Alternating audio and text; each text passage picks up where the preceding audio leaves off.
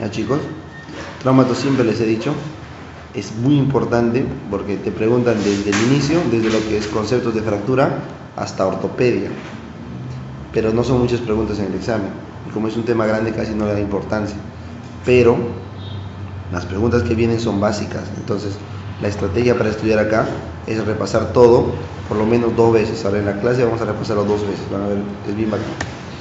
A ver, traumatología entonces no solamente es fracturas, no es cualquier lesión del cuerpo la que trabaja, excepto las de la cabeza y de la columna, ¿no es cierto? Eso se lo dejan para el neurocirujano, puede comprender el sistema nervioso, ¿ya? También cabeza y cuello, pero el resto de traumas, traumatólogos. Entonces, ¿qué es lo primero que nos han preguntado? Los esguinces, por ejemplo. Diferenciar un esguince de una luxación. El esguince es cuando hay elongación del ligamento sin desplazamiento de la articulación. El esguince más frecuente de todo el cuerpo, tobillo en las mujeres y la rodilla en los varones, ¿ya? La mujer por lo que usa tacos, el varón por lo que hace deportes. Grado 1, 2 y 3. Grado 1, cuando hay edema, dolor, pero no hay rotura, simplemente se ha elongado. Grado 1. Grado 2, cuando ya es más intenso, ¿no es cierto? Con más compromiso, más impotencia, pero todavía no está roto. El roto es el grado 3, este es el que se tiene que operar, ¿ya? Muy bien. ¿Cómo es el dolor del esguince? Siempre hay que diferenciarlo. Te esguinceas y el dolor es intenso, un pico de dolor. Un ratito descansas, te frotas, pasa. Luego después de unas horas vuelve a aparecer. La típica, estás jugando fútbol, te haces un esguince, sales un rato, te enfrías, ya estoy bien, ya sí, y sigues jugando. Termina el partido y sales cojeando, porque ya no, ya. Ese es el dolor del esguince, ¿ya? En cambio, la luxación o subluxación ya hay desplazamiento de las articulaciones, de la unión articular. La luxación se divide a la subluxación porque acá es total el desplazamiento. Siempre han preguntado, ya, acuérdense, en adultos la luxación más frecuente es hombro anterior y en niños codo, ahí está. Toda luxación o subluxación debe reducirse inmediatamente, aunque sea empíricamente, ¿ya? Aunque sea empíricamente, en la zona donde estés ahí en tu serum, porque eso va a ayudar bastante a la recuperación del paciente. Las luxaciones no deberían pasar de 3 a máximo 4 semanas de inmovilización y con rehabilitación precoz, si no se congela la articulación. Una luxación puede complicar con rigidez posterior, lesión de partes nobles, necrosis, osteomas, hasta inclusive artritis. Este tema vamos a ver más adelante, sobre todo la lesión de partes nobles según el tipo de luxación. Cuando alguna herida penetra la articulación, existe riesgo de infección. Cuando hay una fractura dentro de la articulación, el signo típico es el hemartros con grasa. Hemartros con grasa en el líquido articular. Y cuando hay luxación grave, cuando hay fractura de luxación, es de las más graves que hay. Y todas, o casi todas, requieren cirugía. Fractura de luxación es sinónimo de cirugía. Muy bien, esta diapo es la más importante de lo que es la primera parte del capítulo, de este trauma, es fracturas. El concepto, ¿se acuerdan? Dolor, crepitación, movimiento patológico, impotencia funcional, con o sin equimosis y deformación. Eso es una fractura, ¿ya? Entonces no hay forma de que te confundas, todos lo conocemos. ¿Qué nos preguntan? Bueno, los tipos, por ejemplo, hay fracturas cerradas y abiertas, y Gustillo la clasificó en 3 grados, ¿se acuerdan? Que bueno, es poco usado ya, según la profundidad de la lesión, pero todavía está vigente, ¿no? Hay fracturas, esas son las normales, hay las patológicas. ¿Cuándo es patológica? Cuando la energía mecánica que aplica para la fractura es menor a la normal, ¿no es cierto? Es porque el hueso está enfermo. Osteoporosis, pregunta examen. ¿Cuáles son las 3 fracturas del osteoporótico? Primero es muñeca, segundo es cadera, tercero es columna. En ese orden. Muñeca, cadera, columna, ¿ya? Luego tienes osteomalacia, las lesiones del Lusser-Milman. Tumores, ¿cuál es el lugar o uno de los lugares más frecuentes de fractura por tumores en los huesos? Subtrocantérica y vertebral. Los lugares donde más se fractura por tumores, subtrocantérica y vertebral. Esas cositas preguntan. Osteogénesis imperfecta es una malformación, una alteración de qué componente, de quién, del colágeno, ¿no es cierto? ¿Qué tiene que tener, qué rasgo facial típico tiene la osteogénesis imperfecta? Escleras azules, muy bien. Alteración ósea y fracturas patológicas, típico de la osteogénesis imperfecta, alteración del colágeno. Y por último, las fracturas por fatiga, que son aquellas que se deben al uso constante y los microtraumas de un hueso. Por ejemplo, la fractura del recluta, de los metatarsianos, de Olkivist o del cargador. ¿Ya? Esas son las fracturas por fatiga. Ahora vamos acá. Nos han preguntado el proceso de consolidación. ¿Ustedes se acuerdan? El proceso de consolidación, una vez que se produce la fractura, ocurre en 4 fases, ¿sí? La primera y más importante, el inicio de la fractura arranca con un hematoma. Lo primero es el hematoma de la fractura. Una vez que se ha hecho el hematoma, se descarga todo el proceso de cicatrización y se forma el callo, primero blando, ¿no? El callo blando. El callo blando tiene un montón de fibras no calcificadas. Los osteoblastos están desarrollándose. Ese es callo blando. Después, ¿qué pasa con el callo? Se llena de calcio, callo duro. Y después ese callo duro, ¿qué tiene que hacer? Remodelarse. Entonces, de callo duro a hueso final cicatrizado, tiene que haber un proceso de remodelación. O sea, los canales de Havers, los sistemas de Volkmann, tienen que alinearse otra vez. Entonces, recuerda, todos nuestros huesos tienen el sistema de Volkmann alineado, ordenado. Solamente es desorganizado en los huesos del embrión que están formándose y en los callos duros de las fracturas. ¿Ya? De ahí el resto son huesos organizados.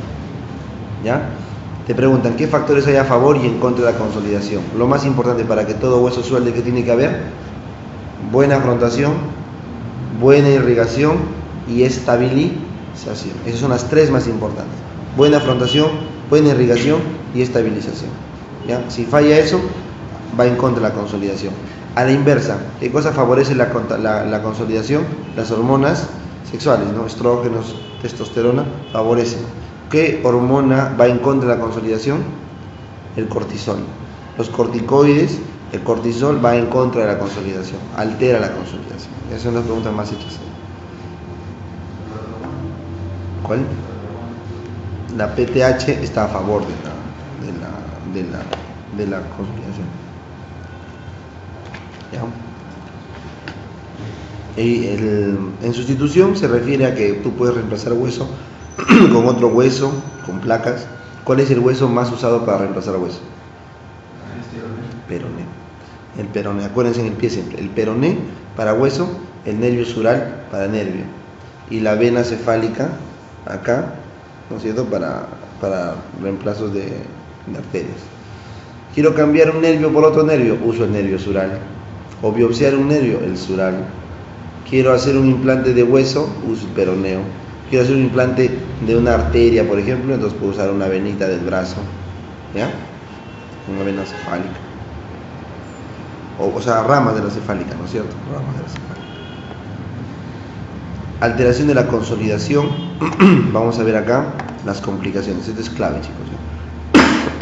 Miren, pseudoartrosis, ¿cuándo es? Cuando se forma por la mala estabilización una articulación patológica.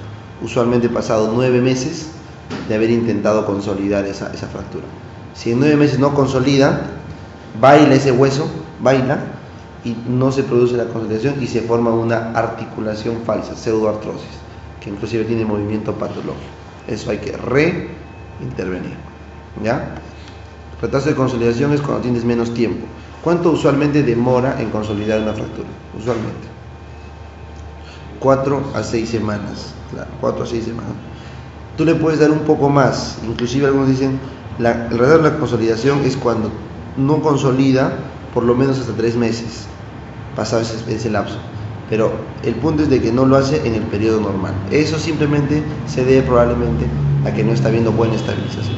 De la retraso de la consolidación pasa a pseudoartrosis por el tiempo. Y según el hueso también. Gangrena es cuando infecta un Clostridium. ¿Se acuerdan qué Clostridium es? El perfringens. Porque el Clostridium difficile es para diarrea pseudomembranosa. El Clostridium tetani, tétanos. Y el Clostridium perfringens es para la gangrena. ¿Ya? Mala posición, si lo reduces mal, artrosis secundaria, rigidez, necrosis de hueso, y esto es importante. La necrosis avascular es típico de ciertos huesos. Me van a preguntar, ¿qué huesos hacen necrosis avascular? Los cuellos, cuello fémur, cuello de húmero, y los huesos pequeños, con cuello también, escafoides, astragal. ¿Ya? Son los 4 huesos que hacen más necrosis avascular después de su fractura. ¿Ah? Y el semilunar sí, pero se fractura menos que el escafoides, más se luxa el semilunar. Está bien. ¿Ya? Entonces, esa es complicación de necrosis avascular. Como ven el dibujo acá, miren este dibujo. A la cabeza de fémur le irrigan 2 arterias circunflejas, ¿ya? Que cuando se fracturan se lesionan y puede haber necrosis avascular. Algodistrofia es una alteración del componente simpático del miembro, probablemente seguido a un trauma, pero puede haber otras causas. Entonces miren este dibujo, esta pierna está hinchada, pigmentada, probablemente el paciente no la sienta bien, le duela respecto de esto. Acá hay un componente, una alteración del sistema simpático que viaja por los vasos. Eso es una algodistrofia. Puede ser o no relacionado a la fractura, pero se toca en traumatología porque está asociado. ¿Ya? Problema neurovascular, esto me importa mucho. Vénganse para acá. Si tú te fracturas la clavícula, lo que te lesionas es el plexo braquial y las vasos y venas subclavios. ¿Ya? Si tú te luxas el hombro, te lesionas el nervio circunflejo o axilar, ¿no es cierto? Y te lesionas también probablemente la arteria axilar. ¿Ya? Si te fracturas la diáfisis del húmero, te puede lesionar la arteria braquial, que es difícil, pero lo más frecuente es que te vueles el nervio radial. Si te fracturas supracondilia del húmero, acá abajo, acá, depende, ¿no? Si te vas supracondilia hacia el lado cubital, te vuelas el cubital. Hacia el lado medial, al mediano. Y si es más posterior, el radial. ¿Ya? Si te fractura la epitróclea, el canal epitrócleo craneano, que te vuelas, cubital, ¿no? El canal epitrócleo craneano está acá, te golpeas así, te pasa la corriente, ese es porque has golpeado el cubital. Si te luxas la cabeza de radio, lesionas el nervio radial o interóseo posterior, ¿ya? Interóseo posterior. Coles, se lesiona el mediano o la arteria radial también. El semilunar, lesiona el mediano. Vamos en pie, en miembro inferior, la pelvis, cuando se fractura, lesiona el ciático. Cuando se fractura el pubis, lesiona la uretra. La luxación anterior de cadera lesiona el nervio femoral y la arteria femoral. En cambio, la luxación posterior solamente lesiona el ciático, porque no te ves por dónde pasa la arteria femoral por adelante, ¿sí? Cuando se fractura la cabeza o el cuello del peroné, una patada acá afuera, te lesionas el nervio ciático poplito externo, que da la vuelta al peroné para entrar en la tibia, en la celda anterior de la tibia, para los músculos que levantan el pie, ¿ya? Y finalmente, si te luxas la rodilla, se lesiona el ciático poplito interno. Entonces es neurovascular. Miositis osificante es cuando tu músculo se osifica después de un trauma. Embolia grasa, esa es pregunta examen, es una complicación sistémica tras la fractura de un hueso largo mal estabilizado. Es el dato.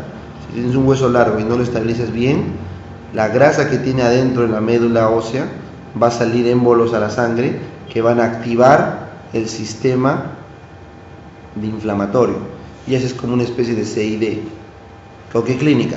Petequias axilares y en el pecho, trastorno del sensorio y insuficiencia respiratoria.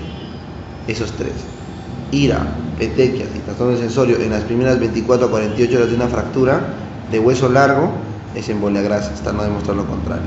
Así tiene que pasar a unidad de cuidados intensivos. ¿Ya? No hay un tratamiento específico para esto, más que estabilizar la articulación. Síndrome compartimental es cuando la presión del compartimiento intrafacial dentro de la fascia supera el promedio del drenaje, ¿no? Es decir, 40 millones de mercurio, 60 millones de mercurio, un rango que si supera esa presión intrafacial, las venas no van a poder retornar, se van a comprimir y los nervios van a dejar de funcionar. Entonces tienes dolor, parestesia, cianosis y el edema. Eso es un síndrome compartimental. El tratamiento es descomprimirlo, levantar el miembro descomprimir si tiene yeso y si no hacer una fasciotomía como ven acá. Tienes que cortar la fascia porque el edema es dentro de la fascia. Y ojo, si esta presión supera la presión arterial media de la circulación, pasas de 60, ya va a empezar a ver cianosis porque no llega a la sangre. ¿Ya?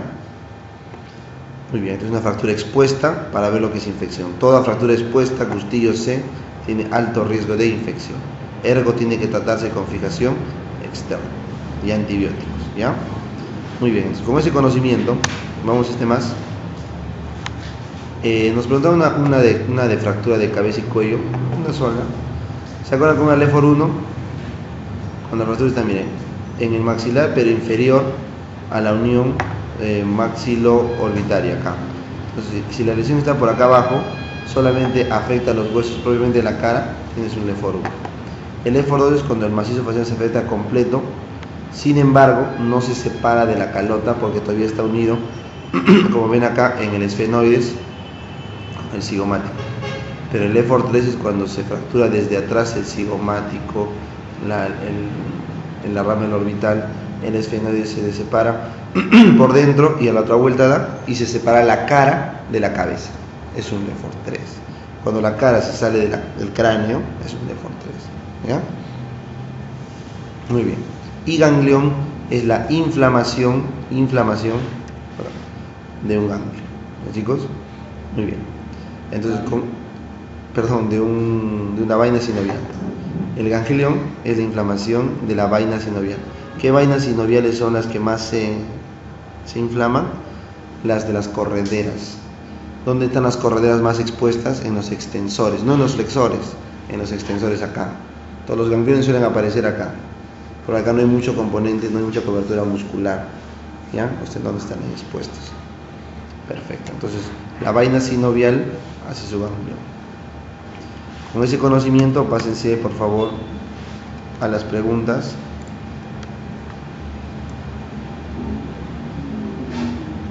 Se salteó acá. Y respondamos. La lesión conocida como ganglión es la inflamación ¿de dónde? De la vaina sinovial. ¿Cómo se llama la inflamación de los vasos linfáticos? Linfangitis. La inflamación de los vasos sanguíneos, endarteritis. Un endotelio, ¿no? Cartílago, células gigantes, ya. A la derecha, las complicaciones inmediatas de una fractura. Esto simplemente te lo ponen así. Las complicaciones pueden ser inmediatas, o sea, que ocurren tras la fractura en las primeras 24 a 48 horas. Inmediatas. Tienes las mediatas que aparecen después de las 48 horas. Y algunos dicen que tiene las crónicas que aparecen ya meses después. Entonces, si te dicen, ¿el osteosarcoma y la tuberculosis serán complicaciones de una fractura? No es cierto, no tiene nada que ver. ¿El síndrome compartimental es complicación? Sí. ¿Y es inmediata? Sí, no mediata. Porque ocurre ahí mismo en la fractura. ¿El retardo de consolidación es mediata? Claro, porque se demoró más tiempo en consolidar. La pseudoartrosis también dijimos, ¿no? Se demora en consolidar. Y la osteomielitis crónica también es una complicación mediata. Va. El shock neurogénico hipovolémico es inmediata y la embolia grasa es inmediata. La clave es la 3. ¿Cuál es el riesgo que afrontan a mediano plazo los pacientes con fracturas expuestas no asistidas en forma inmediata? A mediano plazo otra vez, toda fractura expuesta, hace hemorragia, sí, pero eso es inmediato. Necrosis inmediato, rigidez es crónico, artrosis crónico. ¿Cuál es a mediano plazo? Osteomielitis o infección. ¿Cuál es el germen que más afecta a hueso? Estafilococo aureus. Tratamiento es oxacilina o vancomicina endovenoso por 6 a 8 semanas. Perfecto. ¿Cuál no es la complicación de un esguince? Un esguince era la elongación, ¿sí? ¿Hay hematoma? Sí, si hay golpe, hay hematoma. ¿Hay dolor crónico? Dijimos, ¿no? Que a las 4 horas apareció un dolor que sea crónico. ¿Hay laxitud articular? A veces, sobre todo el tobillo queda con laxitud. ¿Hay edema? Lo que no hay es pseudoartrosis. Pregunta fácil. La limpieza quirúrgica inicial de una fractura expuesta es muy importante y debe ser realizada. ¿Cómo se llama cuando tú sacas tejido con el bisturí, tejido muerto? Ya, una necrosectomía es una limpieza quirúrgica, una debridación de Friedrich. ¿Se acuerdan el nombre? Debridación de Friedrich. Friedrich. ¿Ya? Esto es escalectomía y luego sacas tejido hasta que quede el vivo Friedrich. Entonces, la limpieza quirúrgica inicial, ¿dónde se hace? ¿En el lugar del accidente? No, que se hace una vez estabilizado al paciente. Toda intervención médica que hagamos en una fractura tiene que ser después de haberlo estabilizado. O sea, haber visto que respira, late, está todos los funciones vitales bien y has estabilizado la fractura. ¿Ya? Lo primero es estabilizar la fractura. ¿Cuál es el primer paso en una fractura? Hay que reducirla, inmovilizarla, ¿no es cierto? Y de ahí ya pasas a operarla. Paciente de 12 años que llega a la emergencia con historia de fractura del antebrazo izquierdo. Un chiquito con fractura del antebrazo izquierdo. Atendido hace 2 días en traumatología donde le colocaron un yeso. Actualmente se queja de dolor y al examen se encuentra la mano izquierda edematizada. Entonces un niño que a las 2 horas hace dolor y edema de miembro después de puesto el yeso, ¿qué sospechas? Un síndrome compartimental. ¿Te faltan datos? Sí, me falta que me digas si hay parestesia, si hay cianosis, pero con lo que tenemos ahí podemos inferir. Y acá quiero que aprendan algo. Los niños, cuando se fracturan el antebrazo, sobre todo supracondilia del húmero, ahí en el codo casi, es el lugar más frecuente donde hacen síndrome compartimental en pediatría. En cambio, en adultos es en la tibia. Entonces, ¿quién hace más compartimental en niños? Las supracondilias. Esos son los que dan el síndrome de Volkmann. Y en adultos, ¿quién lo da? En la tibia. ¿Ya? Varón de 38 años que es atropellado y presenta deformación en la pierna derecha muy dolorosa que no puede caminar. Deformación, dolor e impotencia es una fractura. ¿Qué medida vas a tomar en el lugar del accidente? Entonces, inmovilizar con férulas. Primero reducir, luego inmovilizar. Yo les dije, ¿cuál es la mejor terapia para el dolor de cualquier fractura? Reducir. ¿Y cuál es la mejor forma de prevenir las complicaciones? Estabilizar. ¿Ya?